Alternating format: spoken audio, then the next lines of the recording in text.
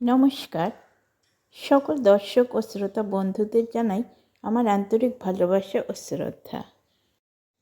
আজকে আমরা সঙ্গজীবনের শুরুর একটি বিশেষ স্মরণীয় ঘটনা নিয়ে আলোচনা করব।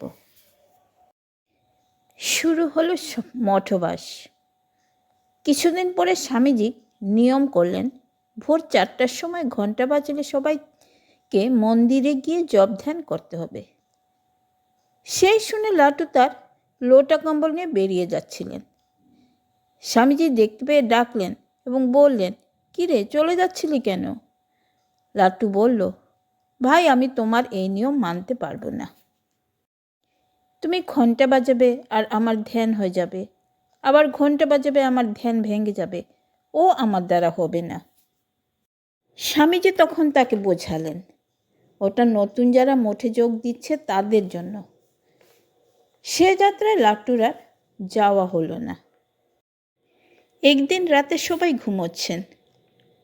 কিছুক্ষণ পরে শরৎ মহারাজ ঘসঘস শব্দ শুনতে পেলেন, কিন্তু বুঝতে পারলেন না শব্দটা কিসের। বারবার ওই একই শব্দ। শেষে লণ্ঠন জেলে আবিষ্কার করলেন সবাই ঘুমোচ্ছে আর লাটু কম্বল মুড়ি দিয়ে জপের মালা ঘোরাচ্ছে। সেই দেখে শরৎ মহারাজ বললেন, তবে রে শালা, আমরা সবাই ঘুমোবো আর ও জপ করে এগিয়ে যাবে? ওটি হচ্ছে না। ঘুম শেষ, সবাই মিলে বসে পড়লেন জপ ধ্যান করতে। এইভাবেই সেদিনের রাত কেটে গেল।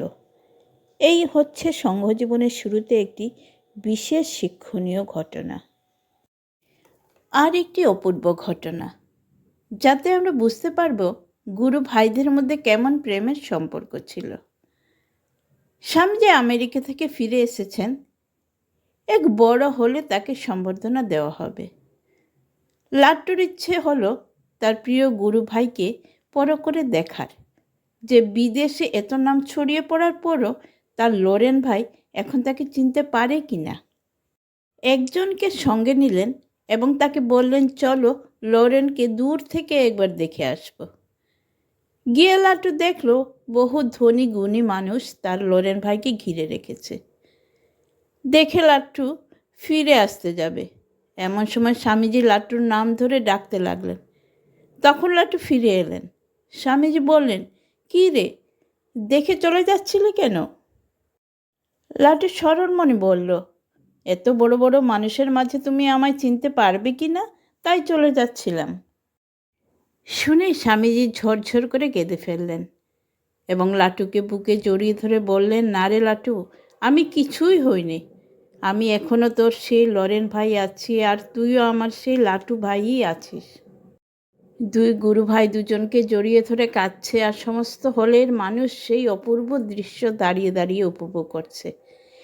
এইভাবেই চলছিল তাদের মঠ জীবন। আজকে এই পর্যন্তই বন্ধুরা।